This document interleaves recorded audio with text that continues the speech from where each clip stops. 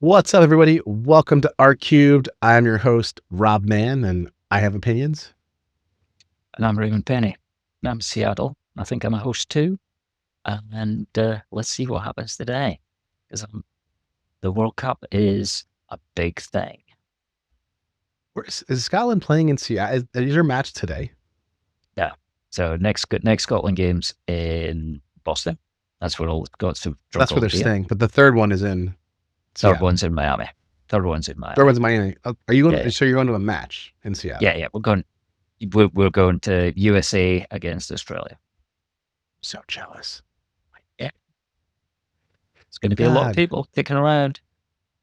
That's gonna be my buddy's gonna. My best friend lives in Seattle. He's gonna come down to the the Fan Fest area. I was like, you should just buy a ticket and go in, dude. You're not gonna see it something like that very often. And the US looked good.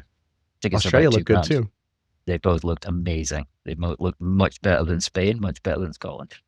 He's my buddy's in pharmaceuticals, and he's had a couple of acquisitions, so be all right. Yeah, he should be doing okay. You can just spend the cash. He's all right. Sell some of his shares. Go to premium hospitality. Anyway, I'm working in one of the hospitality suites for Miami. Hence if you can see me, if you can't see me, I have a pink scarf on and it says "We Are Miami," and it's the official 2026 FIFA. We're not sponsored. We don't sponsor this, so I'm just wearing it. I should probably take it off because FIFA gets real weird real quick. So take that off now that I've shown it. But it's been really fun supporting those guys. And the Uruguay Saudi Arabia match was electric, if you will, or incredible. Because up until the 80th minute, Saudi Arabia was winning. And once the Uruguayans scored that, or Uruguay scored that equalizer, Raymond, the Uruguayan crowd went absolutely amazing. They were so great afterwards. Did the place jump? Oh, it was moving. And it, like, most of the people that were watching from where I was were it was a big Uruguay crowd. And they were on fire after that. They were like, and they had most of the chances in the second half. They should have done better. They should have done way better. It just doesn't seem like the ball's going in the net for these like, up until Argentina winning, the South Americans hadn't won a game. They'd drawn most of them, but they hadn't won, which is so rare. Colombia won yesterday, which is super cool. We're recording this on June 18th. Raymond has a big game that he has to go to tomorrow. I'm so jealous you're going. We're going to do like a watch party. If Mandy is going to take off of work, we'll grab Mackenzie and go watch somewhere. The Emirate Bank has some watch parties, but for some reason, the US-Australia match was not one they wanted to host. So the Panthers Arena has watch parties. And if it was open, I would have took like the family and bring some friends over there and watch at the arena, but it's not happening. So it's a little weird. But anyway, so if there's any good watch parties in Miami and you watch this, let me know, because I will be there. But yeah, I'm very jealous of Mr. Penny, who's going to Australia, USA. It's going to be incredible. We got to watch that counterattack from Australia, but yeah, I don't know who the fastest winger is for our team, but we'll see. So who can run with that guy? You see that guy, how fast that dude was on that counter when he scored? He's got an amazing backstory. He's got an amazing backstory. Yeah. Okay. Iran Khan, right? Is his name? Yeah. Okay. Anyway, it's not a soccer podcast, but it is World Cup. So Braden's in the US traveling around, not with the Tartan Army, but shout out to the Scottish. There's no beer with the Tartan Army. There's no beer with the no. Then there's whiskey. There's no beer where the Tartan Army is. But shout out to the Scottish, who are just absolutely tearing down the house in Boston and making big fans everywhere they go. They're actually staying in Providence in Rhode Island, which is a suburb technically of Boston, by the way. That's at least what I consider it. Yeah. If you fall out of like Boston, or if you fall out of Providence, Rhode Island, you are essentially in Massachusetts. So, it takes, my wife always tells me, she was at her friend's house in Providence, and he was like, hey, we're going to go to our country club. And they got in the car for 20 minutes, and they crossed the state line, and at the state line, that's where the country club was. So my wife was like, wait, you don't even have a country club in your state? Which is one of the rudest things I think she's ever said to him, but it's funny. All right. AI news for the week of whatever this week started, June 15th, because that was when I worked the Uruguay match. Some crazy things going on, or some fun things. So number one, I think kind of talk about is that SpaceX just acquired Cursor. So one of like the more important tools for coding. 60 billion. Yeah, for 60 billion. They have the money because they just IPO'd. which did really all well. shares, all shared, share for share Oh, they gave it transaction. shares. So Okay. it's probably going to be worth loads more than the 60 billion. Yeah. So like, I mean, if you bought SpaceX, you're feeling pretty good at the IPO. Was it last week, right? Yep. It 135 and it hit 220. Yeah, So, my buddy was but telling me how many he it's got. back down again. It's back down again. I mean, I Back think down to that'll be there. 176. This is not financial advice, nor we should listen to Raymond potentially, but definitely not me. Nah. Did you buy SpaceX, by the way? Okay, you can talk about what you did later, but I did not get in any yet. But I was planning on it. I just happened to get too busy. All right. The Department of Justice intervenes with a dispute involving XAI declaring unpermitted gas turbines in data centers. Ooh, that's what that. So this energy crisis still continues. Kind of crazy. Couple of big deals for energy as well. NextEra is one of them. And then what was the last one I wanted to say? And the last one was the Trump administration establishing a voluntary review framework for directing top AI labs to give the government access to frontier models 30 days before they go live. And that actually gets into what we want to talk about. Which they did. Which they'd use. And this is what we actually want to talk about. So the purpose of this conversation is to talk about the U.S. government halting Fable from Anthropic being rolled out or used pretty much like a day with well, they didn't do it in the 30-day window 3 before. days. They did it 3 days of it going live, right? So 3 days after it went live, somebody from Amazon pointed out that it could be jailbroken, and it could be jailbroken in the same sort of way as other models could be jailbroken, but they showed the government, and the government didn't like it because they'd missed it in the 30 days when they had it. So they put it on hold, and they put it on hold for all everyone overseas and anyone who's not a US citizen in the US. So the only way that could be controlled, because Anthropic didn't know where you were from, was to take it offline. So Fable 5 has been put on pause. So I had it for 3 days. I liked it for 3 days. I did some good work with it in 3 days, and now it's gone. But I think it's taken us into an interesting position. So as you start having different models, I think you can't really be dependent on any one model, because now there's the history that shows that models can disappear. Somebody doesn't like it, they could be gone. I think this gives a big advantage to probably some of the other models, that may be open sourced and you can download and have them on your Mac Mini or have them somewhere else. It's a big step, and I can't imagine it was done lightly. And the other part of the Fable story, which I think was going to be my story until the government decided to pull it, was the change in how you pay for it. So currently, if you've got a pro membership for Anthropic, then you get all the models. On Fable, it was only going to last until the 22nd of June. And then the only way you could access that was through an API account where you prepay and you draw down. And that's where you don't really control how much usage you've got. And that takes me on to the story that's been really vexing me for a bit, is how people are going to control AI spend in the recruitment industry. So let me take you on a bit of a story. Take us on the journey here, because this is crazy. You're a contingent recruiter. You only get paid if you make the placement and the person stays. How much will you spend on AI and all the AI agents that you need in order to help you with that AI placement or AI enhanced placement? How much are you willing to spend? And how much are you willing to spend? Maybe. Because when you've got staff, you pay them, hey, I don't know, $3,000, $4,000, $5,000 a month, depending on what you pay your recruiters before bonuses. But at least you know it's fixed. On AI, you could spend that on tokens and not realize what's going on. Yeah. And I think that as an accountant, as someone who looks at budgets, looks at forecasts, looks at what's going on, how do you even begin to say, how much should we spend on AI? Well, what's the numbers? What's the numbers of like the company spending?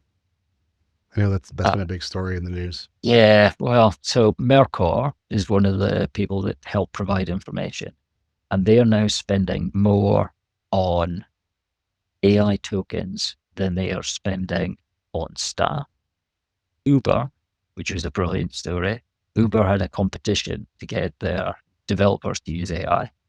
And then 4 months in, they said, hey guys, can you stop? Because they had spent all of their year's AI budget in the first 4 months. And they'd set a target that each person should be spending $1,500 a month. So each member of staff in the dev team should be spending $1,500 a month on AI tokens. But they blew through the budget for the whole year in 4 months. So this ability to control the token cost is either going to be a big deal or an opportunity to be 3 or 4 models behind. Like I'm quite happy to stay in 4.6. 4.6 and I have got a great relationship going. Claude Sonnet 4.6, we get on. Fable was great for a while, but I didn't have enough difficult things to give it to do. It was like, hey Fable, can you write me some code to do all these MCP servers? And then it would go, yeah, I've done that. What else do you want? Like, okay, I don't have enough difficult things to do. You've just written me 11 MCPs in an hour and a half. What am I going to do with the rest of the session? Let's just chat about football. Who do you think's going to win the World Cup, people? What did it say? It was interesting. It thought Argentina was going to win. It didn't Again, think huh? Scotland was going to. It didn't think Scotland was going to make it to the next round. So You get one more W, you're already there. Yeah, so with a big, if we get a D, we're already there. You make 4 points, we'll go. Yeah, because third place will go too. Yeah, some of them, some of the thirds. Yeah. Third place, and we'll be on our way to Mexico. So the topic I don't have an answer to is how should you budget for AI tokens? Yeah, that seems like a very important question, and I think whoever answers it or creates a solution around it will get better. We'll get the start, at least the enterprise customers, because they're all going to be like, how do we manage this?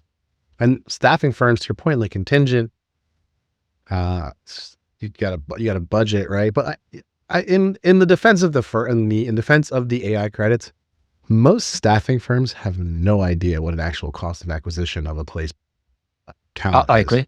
agree. Which is a much bigger problem for the industry. It's very, very large problem, especially as it applies to doing like, how are they going to even know if the AI credits are worth it if they don't know what the baseline cost was? And now they're going to go and and the baseline cost is astronomical usually, because you're figuring in all of these ancillary tools, plus the salary, plus marketing. But they know the spend. And I'm only arguing a little bit. They know how much the salary is, so that's thick. Unless you've got bonus, and bonus only comes after you've made a placement. But then you know that you're paying for. They know their line items on their budget, but they don't actually know. Like, they can't measure or better control the cost of acquisition of a candidate to be placed, because they just have no idea about how much it actually costs them as a baseline. They know all the costs, they know all their cogs, right? But they don't know like kind of a strategic, like if you go into an e-commerce store, Raymond, what you may do, which I don't know about you, but maybe Raymond owns a e-commerce store where he sells kilts for the Tartan Army. Good idea. You never gave me anything with, speaking of tartans, you never gave me anything with the Kylo tartan on it. Well, maybe one day. All right. Anyway, did you ever make the cloth or no? Because it's still so. That's what it was. You've got to buy 400 yards. 400 yards. Yeah, no, that's fine. I didn't realize. I remembered after I said that you never actually wanted to go through the cost of that, which seems reasonable, by the way. Yeah, it's fine. If you get to like 500 people, we'll revisit it. So I'm trying to work on a calculator, like you just described, and the calculator is on the equivalent. At which point? So everyone's equation right now is, at which point does AI add to the person, and at which point does the person actually better than AI? And it's likely never going to be better than AI, but does the maths better than AI. So having someone knowing which candidate to call. So one of the discussion points is what used to be prompt engineering is now becoming looping. So you set the goal, you set the tasks, and off it goes, and it goes to complete. So you could have an AI agent who does screening on every candidate who responds to a role, and you can't control how many people respond to the role. They may screen 100 people for a role. When it was a human, the human would go through the list and pick the ones that were appropriate to screen, and maybe would ignore the last 50, which was bad for the recruitment sector because there were a whole bunch of people who were ghosted. They applied and they were ghosted, but they just applied late. Now you've got a situation where the AI screener will go and speak to everyone and will go and rank everyone and will go and compare them and start creating their formatted resumes to send in.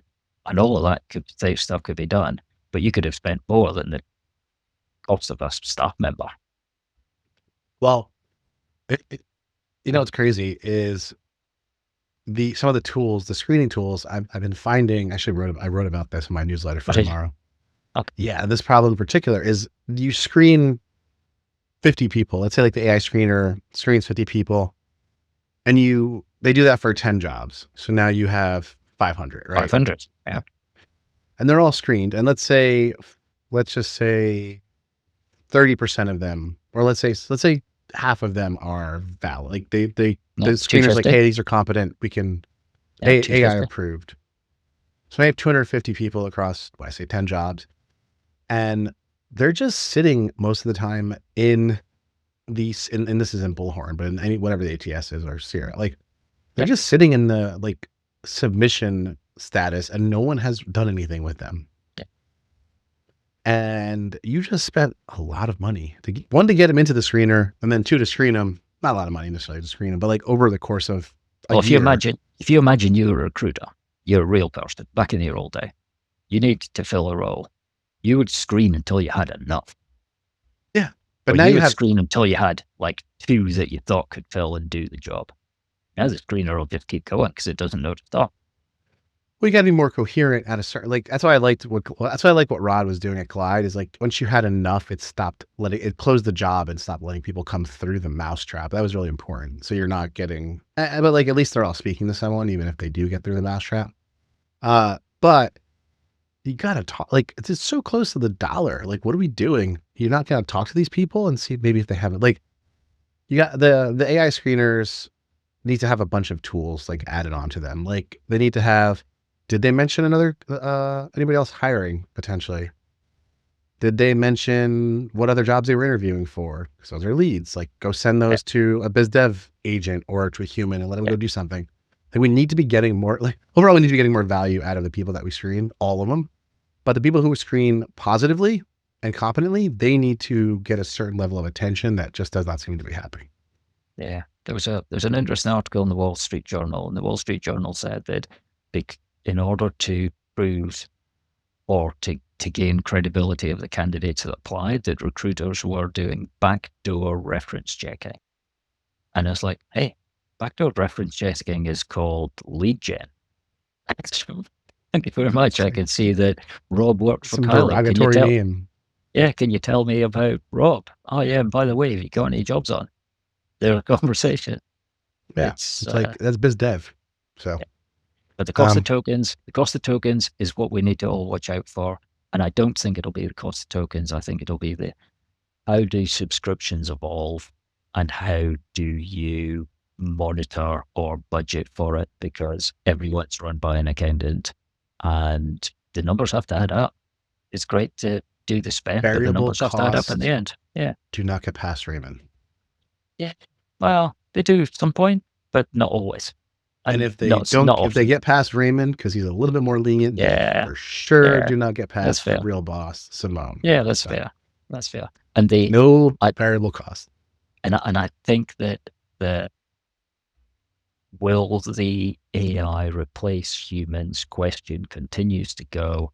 And there was another article that caught my eye this week was about there'll be more gig working. There'll be more gig working because a job is a series of tasks. Some of the tasks can be done by AI. Some of the tasks need to be done by humans. Some can be done together.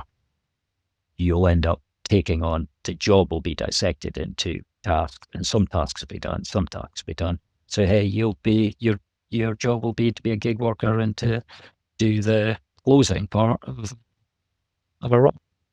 Yeah. I'm a gig worker. So anyway, Bring it on. We all love it.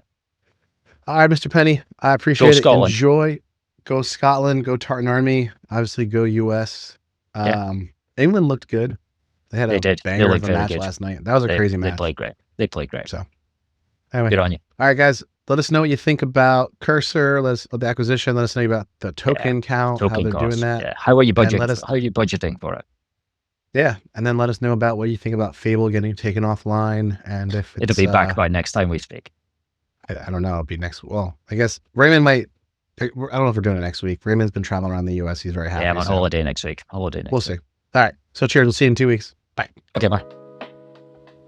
Thank you for tuning into R Cubed, where Rob and Raymond talk recruitment, AI automation, same stuff, training. If you found anything of use in this episode, if you learned something, if we made you think, if you're going to bring something back to your team, make sure you subscribe and hit the like button. We appreciate it, and I hope you enjoy. Cheers.